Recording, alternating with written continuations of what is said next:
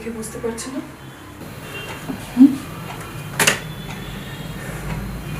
আমি তো ভাবতেই পাচ্ছি না যে আমি বাবা হতে চলেছি।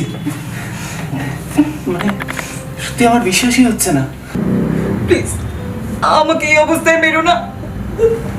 দূর বাবু, আমি কেন তোমাকে মারতে যাব?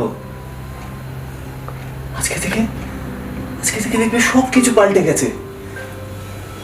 আমি পাল্টে গেছি, নেশা ভান সব ছেড়ে দেবো। তুমি সত্যি বলছো? তুমি সম্পূর্ণ বদলে যাবে? হ্যাঁ, একদম একদম সব ছেড়ে দেবো। মানে আবার সব নতুন করে শুরু করব। আমি শেষ করে তোমাকে এরকম ভাবে আদর করেছি। তুমি ওসব মিষ্টি মিষ্টি কথা ছাড়ো তো। আগে বলো, তুমি সব নেশাভান ছেড়ে দেবে? আর তোমার ওইসব বাজে বন্ধুদের, ওদের ছাড়বে তো? ছাড়তেই তো চাই, কিন্তু এতগুলো টাকা ধার নিয়েছি,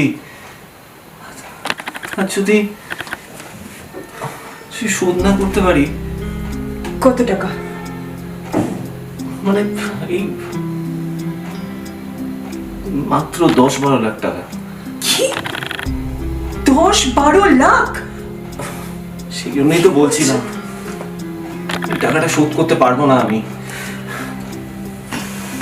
আমি ভেবেছিলাম তোমাকে নিয়ে সংসার করব,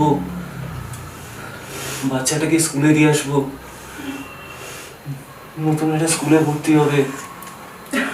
শোনো, আমি টাকার ব্যবস্থা করে দিচ্ছি। তুমি? হ্যাঁ, আমি।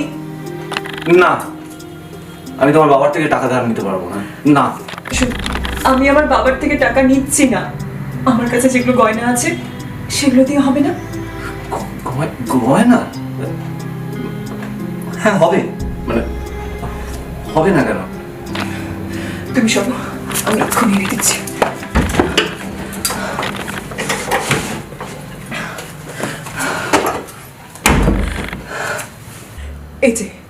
এই যে আমার গয়নার বাক্স। এতে তোমার ঋণ শোধ হবে না? এতে মায়ের গয়না, আমার গয়না সবটা আছে।